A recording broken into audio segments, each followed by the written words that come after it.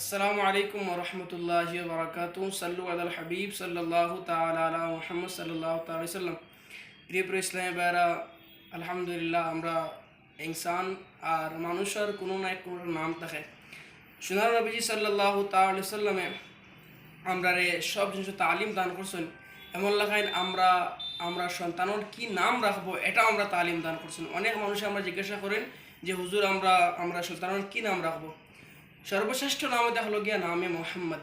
যখন আমরা সন্তান জন্ম নিব তখন তার নামটা আমরা মোহাম্মদ রাখতাম।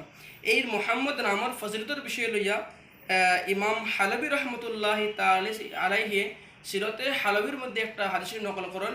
নবীজি ফরমাইন, ইদা কানা ইয়াউমুল কিয়ামাতি নাদা মুনাদিয়ান, যে সময় কিয়ামতের দিন একটা মুনাদি নিদা দিব, ইয়া মুহাম্মদ কুম, এ মুহাম্মদ খাড়াও, ফাদখুলিল জান্নাতা বিগাইরি হিসাব, তুমি জান্নাতের মাঝে দাখিল হয়ে যাও বেগার হিসাব।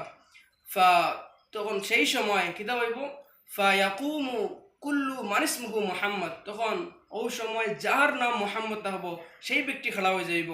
গুমান করিয়া তাওয়াহাম, এটা গুমান করব যে আন্নান নিদা লাহু, কে তারে দেখা হয়েছে।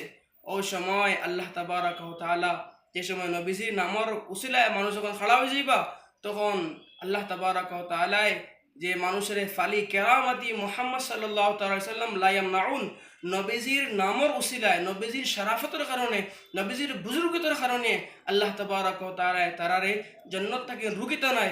যার যার নাম মুহাম্মদ থাকবো আর যত মানুষ খড়া হইবা আল্লাহ তাবারাক ওয়া তাআলা সমস্ত মানুষেরও জান্নাতের মাঝে দাখিল করবা। আল্লাহ তাবারাক ওয়া তাআলা আমরা সবারে নবীজির আহকামর, নবীজির সিরাতের উপরে আমল করিয়া সরার আল্লাহ তৌফিক দান করতা। ওয়া মা আলাইনা ইল্লাল বালাগ। আসসালামু আলাইকুম।